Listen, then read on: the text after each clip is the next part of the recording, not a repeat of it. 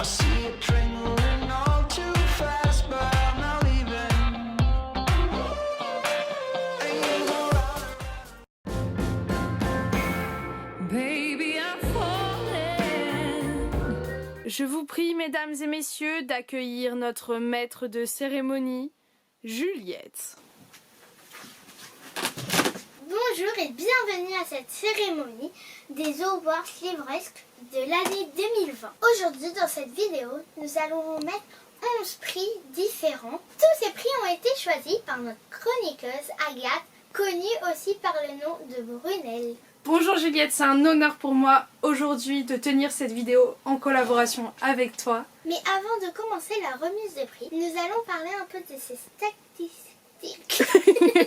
Oui, alors pour rappeler rapidement les statistiques de cette année, je suis plutôt très heureuse parce que je pensais pas que ça allait être une année où j'allais beaucoup lire vu que, comme vous le savez, j'ai été à l'étranger pendant 6 mois et du coup j'ai pas acheté de livres pendant presque 6 mois, à part des livres numériques, ce qui va expliquer pourquoi j'ai beaucoup de livres qui font partie de ce top que j'ai pas en format papier avec moi mais que je compte bien sûr acquérir parce que j'aimerais les relire. Ce qui fait que habituellement je me fixais un objectif de lire 70 livres par année et cette année je me suis un peu mis la barre moins haute et je me suis mise à 50 livres. C'est Qui déjà est beaucoup. exactement Qui Juliette. est déjà beaucoup trop. Vous savez très bien que je suis pas du tout dans cette idée de lire beaucoup de livres, de lire des bons livres, enfin bref, chacun fait ce qu'il veut. Si vous avez lu 10 livres cette année, c'est déjà incroyable. Donc ne culpabilisez pas quand vous voyez que certains en lisent plus. C'est pas grave, chacun son propre rythme de lecture. Dans tous les cas, mon petit challenge face à moi-même, c'était de lire 50 livres. Et à l'heure où je vous parle, on est donc le 22 décembre et j'ai lu 46 livres. Ce qui veut dire que j'ai peut-être des chances d'atteindre ce challenge. Donc je suis plutôt très contente de ça parce que j'y croyais pas trop. Je sais pas trop à vrai dire si j'ai lu plus de fantasy, plus de YA, plus de VO, plus de français. Je pense que j'ai plus de français. Mais ce que je sais c'est que ça a été une année superbe. Vraiment, j'ai beaucoup lu, j'étais super contente. Et j'ai un peu moins lu pendant l'été parce que bah du coup je travaillais. Mais parce que j'étais fatiguée et que le soir je préférais regarder une série. Mais ça m'a pas non plus entaché ma vie. J'ai commencé pas mal de nouvelles sagas. Donc n'hésitez pas à me dire s'il y a une vidéo sur mes sagas qui vous tenterait. Et puis j'espère simplement que l'année 2021 va être tout aussi bien, voire encore mieux. Il est l'heure maintenant de remettre le premier prix de l'année. Celui de la plus grande surprise. Avant de commencer à décerner le prix que tu viens d'annoncer, je voulais rapidement vous parler de quelques lectures qui ne figurent pas dans ce top, mais qui pour moi méritent amplement d'être lues pendant l'année 2021. Et du coup rapidement je voudrais vous parler de 4 livres que j'ai absolument adorés et que je dois vous parler aujourd'hui. Ces livres ont malheureusement pas passé les phases de sélection pour apparaître dans une catégorie en particulier, mais je vous jure qu'ils en valent quand même le coup. Je voulais tout d'abord aborder American Royals, qui a été écrit par Katharine McGee et qui est sorti chez Lumen, je crois. Et ça a été une superbe lecture. Je vais essayer de vous faire des résumés à peu près rapides dans cette vidéo, mais je vous promets rien. Dans cette histoire, vous suivez, je crois, trois personnages féminins différents. La future reine des États-Unis, si je dis pas de bêtises, je crois que c'est aux États-Unis. La meilleure amie d'un membre de la famille royale qui va se retrouver en fait à devenir l'amoureuse d'un membre de la famille royale. Et une fille qui est l'ex-petite amie d'un membre de la famille royale et dont sa famille a toujours voulu qu'elle devienne quelqu'un et du coup il souhaitait s'élever dans l'aristocratie en devenant comme ça rattaché à la famille royale. J'ai beaucoup aimé ce livre parce que si vous me connaissez, vous savez que j'adore tout ce qui est en rapport avec la royauté. Et là, les 3 personnages différents faisaient que ça nous apportait 3 points de vue complètement différents sur ce qu'était la royauté et comment on voyait une famille royale. Il y avait pas mal de petits rebondissements. Et puis il y avait un petit peu aussi un espèce d'amour interdit, moi j'adore. Alors franchement c'était une lecture super sympa que je vous recommande vivement. Ensuite les prochains livres dont je vous parle, en fait je vous parle d'une saga que j'ai lue d'un coup, c'est la saga de Heartstopper écrite par Alice Oseman. J'ai découvert ces livres, en fait je voulais me les acheter mais j'avais trop peur de pas coller au type de dessin et de pas les lire finalement. Du coup, l'auteur en fait met à disposition gratuitement, c'est elle qui le décide, c'est pas du tout du piratage ou quoi que ce soit, sur son site internet les Heartstopper. Donc je vous en reparlerai plus tard dans ma fameuse vidéo sur la lecture en VO. Mais pour moi ça a été un bon moyen de me remettre un peu dans la lecture VO parce que du coup je les lisais en anglais et l'anglais est assez accessible, les dessins sont hyper minimalistes mais j'aime vraiment beaucoup. Et en fait c'est tout kiki, c'est tout chouchou, c'est tout quichou. Adoré Nick et Charlie, ils sont adorables. Et du coup j'ai découvert Alice Oseman par ce biais-là et maintenant j'ai juste une hâte, c'est de découvrir d'autres romans d'elle parce que je pense que ça peut vraiment être de superbes découvertes. Le troisième livre bonus, je l'ai en papier. Il s'agit de Recherche colloque et de Emma Grey, donc Emmerdeur à leur lover s'abstenir. Et ça a été une superbe lecture auquel je m'attendais absolument pas, donc ça aurait pu aller dans une autre catégorie que vous allez voir plus tard. Pour vous la faire courte, vous suivez Brody et Ada qui se retrouvent du coup dans un appartement en Irlande où Brody vient faire les réparations et où Ada du coup décide de prendre plusieurs colocataires pour payer ses réparations qui est donc l'appartement qui appartenait à sa famille avant. Et c'est super sympa, très léger, très sympa. J'ai pleuré, j'ai eu peur de la fin, je vous avoue. Et c'était un super moment, donc je vous la recommande vivement. Et ensuite je vous parle d'un de mes derniers coups de cœur qui est donc Le syndrome du spaghetti de Marie Vareille. C'est chez Pocket Jeunesse. Et là, ce livre, à chaque fois je vous dis que je veux pas trop que vous en sachiez, mais en gros vous allez suivre Léa et Anthony. Les deux sont un peu à ce tournant décisif de leur vie qui est l'année de terminale je crois. Léa fait face à plein de choses difficiles dans sa vie et Anthony c'est un peu l'électron externe à tout ça qui va l'aider à traverser cette phase. Et c'était vraiment génial, j'ai adoré l'écriture de Marie Vareille. Je vous recommande vivement, vivement, vivement ce livre, comme un peu tous les livres de cette vidéo finalement. Oui, et donc pour parler de cette surprise de l'année, je m'attendais absolument pas à autant aimer Killing November. J'ai plus l'auteur en tête, je suis désolée, mais vous le verrez sur la couverture qui s'affichera juste ici. Je crois que c'est édité chez Pocket Jeunesse et il y a le tome 2 qui sort en janvier. Et j'ai adoré, en fait j'ai trouvé que c'était vraiment tout ce que j'aimais lire quand j'étais ado. Ça faisait un peu société secrète, le plot habituel de la fille qui le jour de tel anniversaire se rend compte qu'on lui a caché plein de trucs. Et là en fait elle va apparaître, enfin elle va atterrir, ça faisait penser un peu à La Maison de la Nuit, dans une école pour l'aristocratie. Enfin en fait c'est trop bizarre mais c'est une société secrète qui dirige tout le monde. Et du coup il y a des branches partout et c'est eux par exemple qui ont mis le président là, c'est très théorie du complot. Et du coup leur école en fait les forme à devenir les prochains dirigeants de ce monde entre guillemets. Parce que c'est eux qui prennent toutes les décisions diplomatiques. Sauf que forcément il y a des familles de pouvoir et il y a des complots entre elles. Et du coup on suit November je crois qu'elle s'appelle, comme dans le titre finalement, qui va se retrouver en fait projetée là-dedans alors qu'elle a aucune idée de tout ça. Et du coup elle essaie de comprendre de quelle famille elle vient, qu'est-ce qu'elle fait dans cet internat. Et au même moment va commencer à y avoir des morts je crois. Et elle va commencer à enquêter mais on l'empêche, enfin bref c'est génial. Moi j'avais passé un super moment. Et la fin du tome 2, la fin du tome 1 promettait vraiment de belles choses, donc j'ai trop hâte de lire le tome 2. Sur une note un peu plus triste, nous allons parler de la déception de l'année. Pour parler donc de ma déception de l'année, ça me brise le cœur de dire ça, mais c'est Vicious de...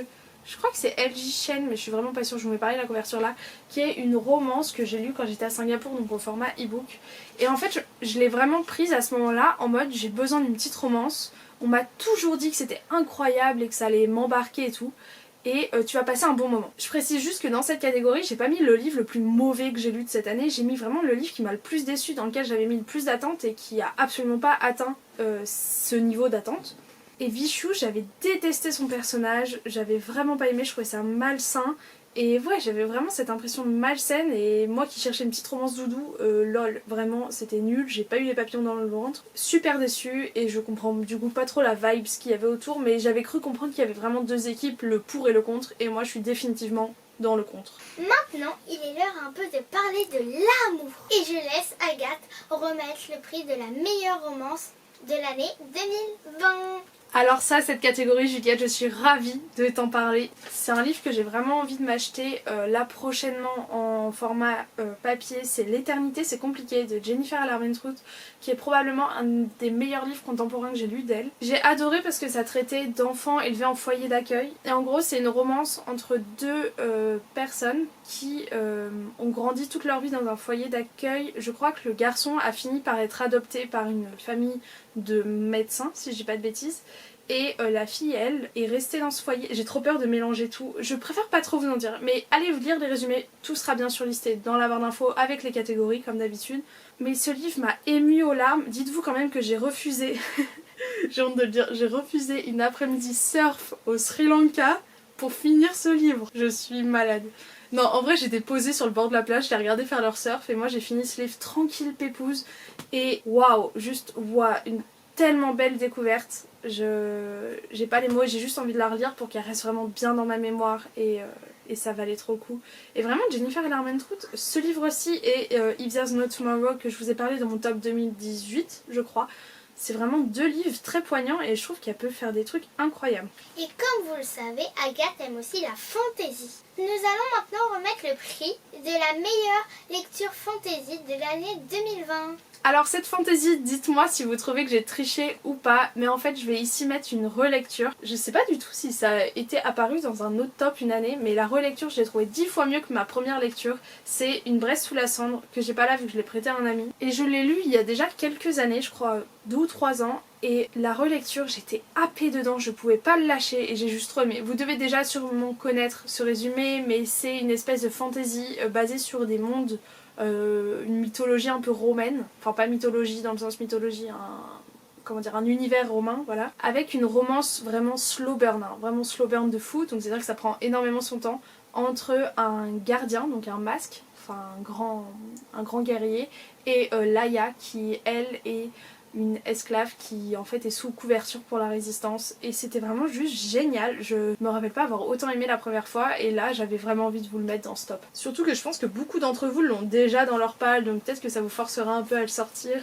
et ça vaut vraiment le coup. Comme vous le savez, Agathe est une fille superficielle. Il est maintenant l'heure de remettre le prix de la meilleure couverture de l'année 2020. Alors comme ça j'ai une vie superficielle, mais n'importe quoi. Je vous parle ici de The Cruel Prince de Holly Black. C'est un livre que j'ai lu parce que je devais forcément mettre des livres que j'ai lus, mais je trouve que sinon j'ai beaucoup de couvertures de livres que j'ai pas lus.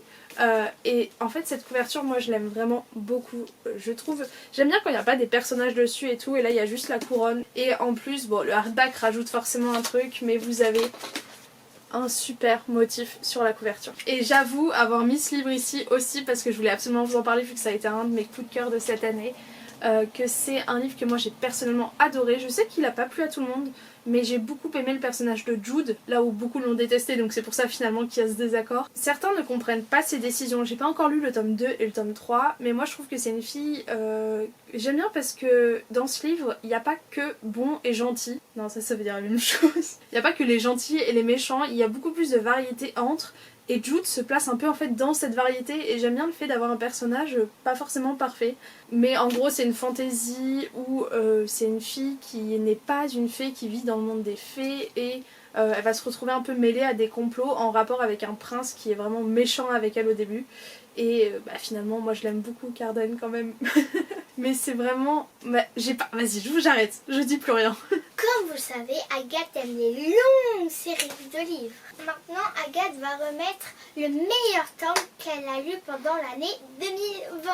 Le meilleur tome 1. Pour ce qui est du premier tome d'une saga, j'ai choisi une saga fantasy et j'ai envie de vous parler de Red Queen de Victoria Aveyard. Parce qu'en fait, j'avais ce livre dans ma palle depuis au moins 5-6 ans et je l'avais jamais sorti. Mais quelle erreur, je vous jure, quelle erreur, c'était tellement bien comme premier tome. Encore une fois, de la royauté, vous commencez à me connaître. C'est des histoires avec des pouvoirs selon le sang. Si on a du sang rouge, on est en bas de l'échelle, et si on a du sang argent, on a des pouvoirs et on est super fort. Et en fait, il se trouve que Marlborough va se retrouver en fait à avoir le sang rouge et des pouvoirs. Et c'est génial parce que du coup elle va être entraînée, il va y avoir un peu cette espèce de façade au reste du monde, on fait croire à tout le monde qu'elle est argent alors que pas du tout, et du coup elle est repérée. Ça j'ai adoré parce que c'est pas en mode un livre où elle rejoint directement la résistance et ça devient une arme de la résistance, c'est un livre où en fait elle est repérée par le gouvernement et elle rejoint le roi et la reine quoi, et ils se servent d'elle comme un outil de propagande. Et j'ai bien aimé ce côté là, j'aime bien tout ce qui est manipulation. Et cette année nous voyons le jour pour une nouvelle catégorie, celle du meilleur roman young adulte contemporain. Pour vous parler du meilleur young adulte contemporain, j'ai envie de vous parler de I Wish You All The Best. Je vous en ai déjà parlé dans un update lecture, je suis vraiment désolée, ce livre n'a pas encore été traduit, mais on va croiser les doigts. C'est écrit par Mason Deaver et c'est un livre sur l'identité de genre. On va suivre en fait Ben dans ce livre qui est non-binaire, donc ça veut dire qu'il s'identifie pas lui-même comme une femme ou un homme, et il va l'avouer à ses parents et ses parents vont juste le mettre à la porte, et du coup il va se réfugier chez sa sœur chez qui il n'a pas parlé depuis des années. Chez qui il n'est pas allé depuis des années. Et de là en fait on va suivre tout le chemin de Ben pour accepté en fait cette espèce de coming out qu'il a fait, du avant d'assumer qu'il était non-binaire jusqu'à là, maintenant ça y est, il l'assume et comment est sa vie. Et il va en même temps rencontrer un autre personnage qui est donc Nathan, et Nathan c'est un vrai rayon de soleil, je vous jure c'est une pépite ce bonhomme. Je l'adore trop et au début je suis vraiment allée dans ce livre en pensant que ça allait être une romance entre ces deux personnages et finalement ce livre est pas du tout, est pas tellement porté sur la romance entre les deux mais plus sur Ben, sa vie familiale, sa vie personnelle, comment il avance et du coup forcément comme il rencontre Nathan, Nathan gravite un peu dans tout ça mais c'est pas basé sur une histoire d'amour. Et j'ai vraiment beaucoup aimé ce côté-là. Et je trouve que c'est un roman initiatique vraiment super pour tous les jeunes qui se cherchent et parce qu'il y a aussi tout ce qui est question un peu d'art, d'études, d'université et je trouve qu'il est vraiment tip top quoi. Et j'avais l'impression que l'anglais était pas si compliqué donc éventuellement si c'est une histoire qui vous motive à fond, peut-être que ça peut être votre première lecture en anglais. L'année 2020 a été une année où beaucoup de personnes ont lu des sagas entières. Alors il est maintenant l'heure de remettre le prix de la meilleure saga. Je vous rappelle, c'est seulement les livres qu'elle a lus en 2020. Donc des fois ils sont un peu plus vieux. Alors pour parler de cette meilleure saga, encore une fois il y a une petite triche parce qu'en fait j'ai commencé par une relecture du tome 1 et j'ai enchaîné le 3, le 4 et le 3.1. Non, le 2, le 3 et le 3.1. Si vous me connaissez un peu vous savez probablement de quelle saga je parle. Forcément je parle d'Acotar, un palais d'épines et de roses, qui a été un énorme coup de cœur et pour moi 2020 égale Acotar, vraiment je vous jure. J'avais lu ce tome 1 et du coup en faisant mes petites recherches avant de faire cette vidéo pour retrouver les catégories que j'avais écrites, je me suis rendu compte que dans mon top de 2017 j'avais déjà parlé du tome 1 comme ma meilleure lecture de fantasy ou le meilleur premier tome, je sais plus. Et en fait depuis j'avais acheté le 2 puis ça avait dormi dans ma pile à lire et quand je suis arrivée en Asie j'avais du coup juste ma Kindle avec moi et j'avais un abonnement Kindle et en fait le Acotar, donc un palais d'épines et de roses, était gratuit en dehors de la Kindle. Ouais, le premier tome était gratuit dans l'abonnement Kindle donc je me suis dit tiens pourquoi je me ferais pas une petite relecture et tout. Et je me rappelle avoir commencé dans un bus de nuit entre Bangkok et Koh Phangan et je pouvais plus le lâcher et en plus j'étais en plein décalage horaire à ce moment là et vraiment j'ai dû lire la moitié du livre d'un coup et ensuite petit à petit et j'ai bien aimé en fait ce côté de pas me sentir pressée de lire cette saga. J'ai enchaîné le 2 puis le 3, peut-être qu'entre le 2 et le 3 j'ai lu autre chose puis le 3.1 je l'ai laissé de côté, je l'ai lu au moment de mes partiels vers mai parce que j'avais envie à ce moment là de retourner dans cet univers et c'est pour moi une des meilleures écritures de contes que j'ai vues. Je sais qu'il y a des incohérences entre le tome 1 et le tome 2 et moi pour ma part je sais que j'ai adoré le 1 pour la fin. La fin, j'ai pas trop envie de vous en dire mais on va dire les 100-150 dernières pages les gars, ça pète de partout, c'est incroyable et là pour moi cette fin là annonce le tome 2 et le tome 3. Le tome 3, j'arrête d'en parler là. Je vous ai fait une vidéo focus sur cette saga donc je vous laisse aller la voir, je vous la mets dans le petit i et dans la barre d'infos parce que vraiment Mamma Mia, c'est une pépite et je sais qu'elle est pas parfaite mais en tout cas elle est parfaite pour moi. Encore une nouvelle catégorie, celle du meilleur livre audio. Pour ce qui est donc de ma meilleure lecture audio, je l'ai pas en papier, je crois qu'elle est dans la chambre de ma soeur, mais c'est Agatha Raisin, le tome 1, je crois que c'est La Quiche Fatale. Et j'ai adoré la voix de la personne qui a raconté, vraiment, c'était une pépite. La fille, donc une madame quand même, elle était un peu plus âgée, je sais pas, tu sentais qu'elle avait fait du théâtre et toutes les voix, le rôle d'Agatha Raisin, je trouvais transparaissait vraiment dans la voix de la personne et du coup j'ai vraiment bien aimé. Et je sais que beaucoup de personnes n'ont pas tant aimé Agatha Raisin que ça. Suite à mon avis lecture, j'étais un peu surprise de voir qu'autant de personnes avaient été déçues. Et du coup je me demande si finalement, si je l'ai tant aimé, c'est pas grâce à l'audiobook. Donc voilà, vous pouvez, si vous êtes curieux, regarder l'essai gratuit sur Audible. Avant d'acheter un livre, vous pouvez avoir genre 3 minutes d'audio. Ça vous permettrait de vous rendre compte et j'ai vraiment beaucoup aimé. Donc je pense continuer la saga sous ce format-là également. Et la dernière catégorie qui a vu le jour cette année, celle du meilleur recueil de poésie. La meilleure poésie, le meilleur recueil de poésie. Alors là, ça a été un petit peu difficile parce que j'en ai lu que 4-5 dans l'année. J'ai beaucoup aimé celui-ci mais c'est peut-être pas mon préféré à ce jour, sauf qu'en fait j'ai pas encore fini celui que je suis en train de lire qui je pense aurait été mon coup de cœur. Donc je voulais pas le mettre dans ce top, imaginez je l'aime pas. Enfin imaginez la fin me déçoit totalement par rapport à la première moitié. Il s'agit de Soft Thorns de Dévouée, Bridget Dévouée et c'est chez Macmill Publishing. Beaucoup de trigger warning sur ce livre, faites attention à vous, notamment au niveau de tout ce qui est beauté, poids, santé, troubles alimentaires. Vraiment, faites attention. Mais sinon j'ai beaucoup aimé, c'est que de la poésie donc contemporaine. en vers, libre. Il n'y a pas du tout de la poésie en prose, et en fait dans l'autre recueil dont je vous parle il y a de la poésie en prose, et en fait je me rends compte que j'aime beaucoup ça aussi. Et je trouve que c'est dur de qualifier un livre comme ça. Je vous ferai, quand j'aurai encore un petit peu agrandi ma collection de poésie et mon avis sera un peu plus élaboré, je vous ferai une vidéo sur tous les livres de poésie, mais c'est un super livre, donc si vous hésitiez pour commencer, let's go! Et maintenant, c'est l'heure de la plus importante catégorie, celle du meilleur livre lu toute l'année. Ah là là, ce prix est vraiment pas facile. C'est l'heure de déterminer ma meilleure lecture de 2020. Et en fait, j'avais envie de parler d'un livre dont j'ai pas tellement parlé. Enfin, j'en ai parlé en point lecture, j'en ai parlé à droite à gauche, mais j'avais envie de remettre la lumière dessus parce que c'est vraiment une pépite. Je l'ai pas en papier, mais je crois qu'il est sorti en poche récemment, donc je vais me l'acheter. C'est Nos âmes tourmentées de Morgane Moncomble. En fait, j'ai envie de vous dire juste foncez. Il y a des petits trigger warnings dans ce livre. En fait, ce qui m'énerve en même temps que je trouve normal avec les trigger warnings, c'est que je trouve qu'il faut prévenir les gens quand même quand il y a des sujets un petit peu touchy comme ça. En même temps, pour ceux qui comment dire, n'ont peut-être pas forcément de passif avec ça, ça spoil le livre. Donc sachez que il y a quand même des... Je vais vous le dire, il y a un trigger warning sur des relations sexuelles non consenties. Il y a un trigger warning sur niveau psychologique aussi, c'est assez lourd. Mais il y a toute une légèreté au roman par la fille du personnage masculin. Vous allez suivre donc un homme et une femme, je suis désolée, je me rappelle jamais des prénoms, mais pourtant je vous jure que c'est incroyable. En plus je l'ai pas en papier donc je peux même pas vérifier sur le résumé.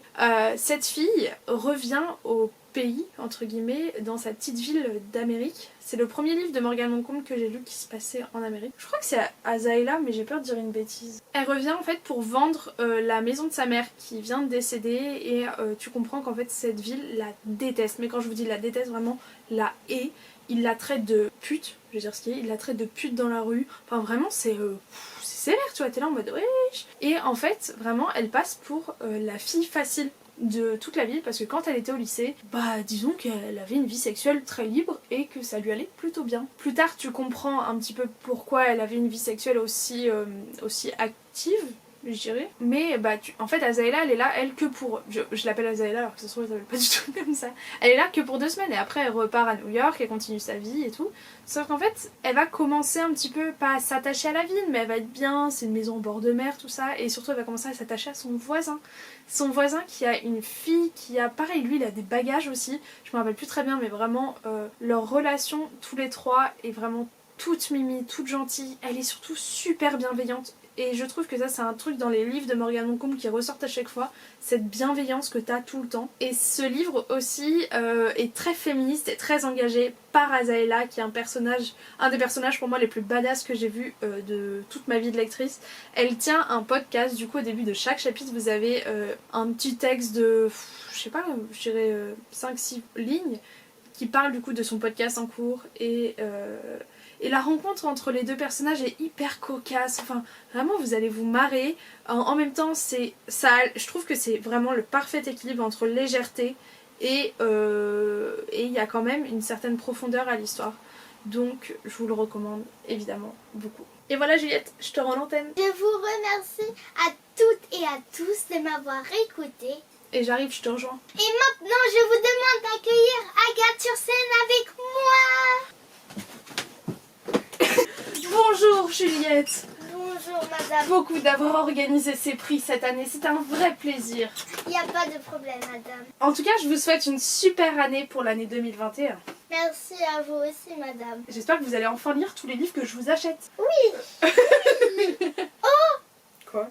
tu l'as fait le 22 décembre 2007, on est le 22 décembre. Elle a fait sa compétition le 22 décembre 2007 et on est le 22. En gros dessus c'est marqué le 22 décembre 2007 et on est le 22 décembre aujourd'hui. Mais bon en 2020 pas en 2007. C'est dingue, c'était il y a 13 ans j'ai gagné cette coupe. Avec quel âge du coup? T'étais même pas née. Bah, je suis née en 2011 toi. C'était un vrai plaisir de tourner cette vidéo avec ma petite sœur Juju. Moi la meilleure, la queen, la reine. J'espère sincèrement qu'elle vous aura plu. N'hésitez pas vous également à mettre dans les commentaires par catégorie quel a été votre livre favori. Et j'espère trouver du coup de superbes idées pour mes futures découvertes de l'année 2021. Et votre catégorie préférée? Très bonne idée. Je sais pas si t'avais dit. On vous fait plein de gros bisous et on vous dit à l'année prochaine dans une prochaine vidéo. Ah bah non, parce qu'il y aura une vidéo samedi et samedi, pas du tout. À l'année prochaine. Bah non. À très bientôt. À très bientôt, voilà. Dans une prochaine vidéo. Ciao, ciao, Ciao.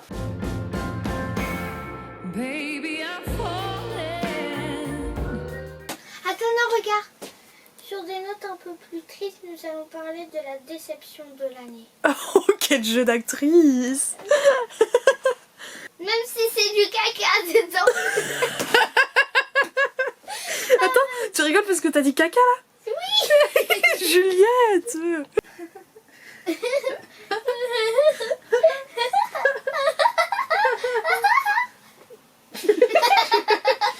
Ok, attends. Tous ces prix ont été, je sais plus.